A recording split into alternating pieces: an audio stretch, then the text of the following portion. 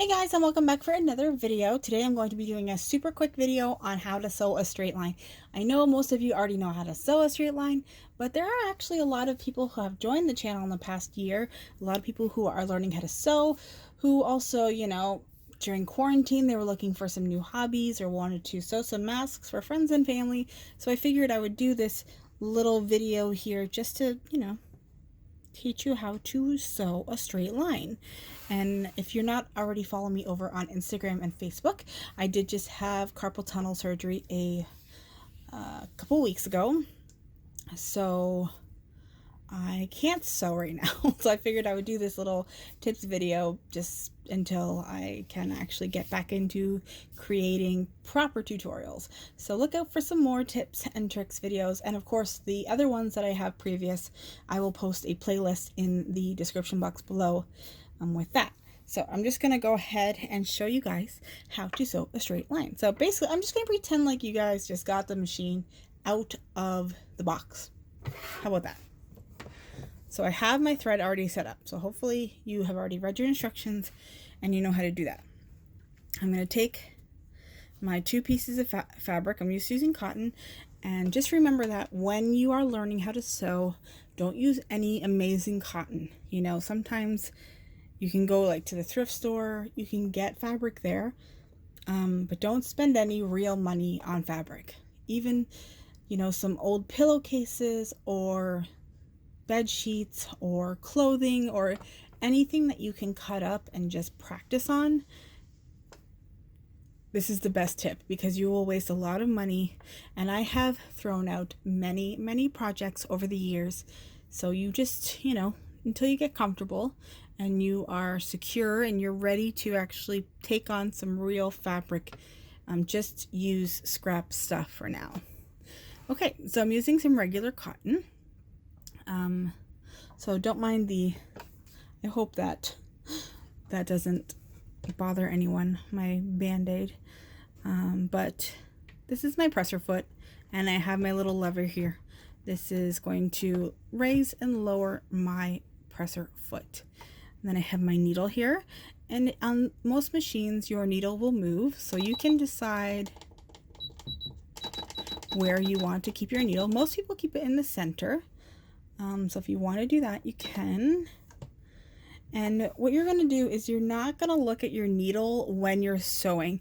And that's the biggest mistake for most beginners, is that, you're making the stitch with the needle. So why wouldn't you look at the needle? But in fact, you want to look at the edge of your fabric and where you're lining it up. So if you want to line it up with your 1/4 of an inch, that is right here.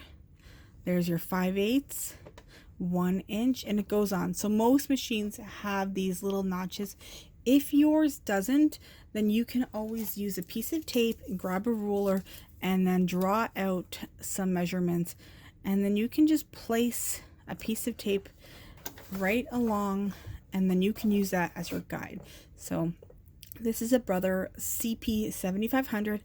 It's an affordable Brother machine, nothing too fancy, but it does allow me to have all of my markings there for me. So I'm going to make sure that I have 2 long tails on my thread, and I'm just going to put those to the side. You're going to start sewing about 1/4 of an inch in, and you're going to put your needle in.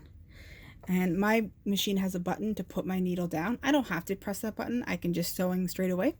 But if you want to make sure that your fabric is nice and secure in, you can press the needle down button, and then you can sew a little bit.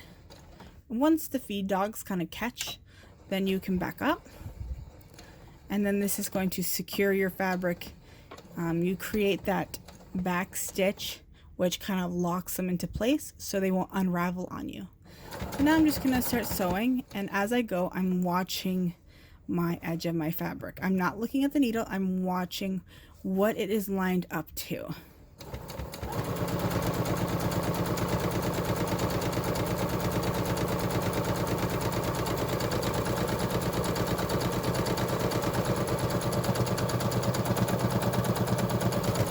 So the fabric does have a tendency to shift, so you just kind of sometimes got to put your other hand in there to But I mean, it turned out pretty good. That's pretty consistent all the way through. And there is that double back stitch, and that's going to lock you into place. Now, I didn't do it on the end, as you can see, and I'll show you what happens if you don't do that double back stitch. I'm just going to open up. So as you can see, it's already starting to unravel. So you're going to want to do that back stitch just like you did on the beginning. And if you didn't do it and you forgot, then that's totally okay. You can just put it back in your machine and you can just go right over top of that stitch, and then it'll lock that right up. And this is what will happen if you don't get your tails out of the way in the beginning. They kind of get all jumbled up like a big mess like this. So make sure that you move those tails out of the way, and you will have very nice seam. So let's just do another one, and maybe if you're watching this now, you can do it with me. So the first thing you're going to do, put your fabric in, lining it up, and we're going to put our needle down, and we're going to start sewing, and then we're going to press our back stitch, and then we're going to keep going straight.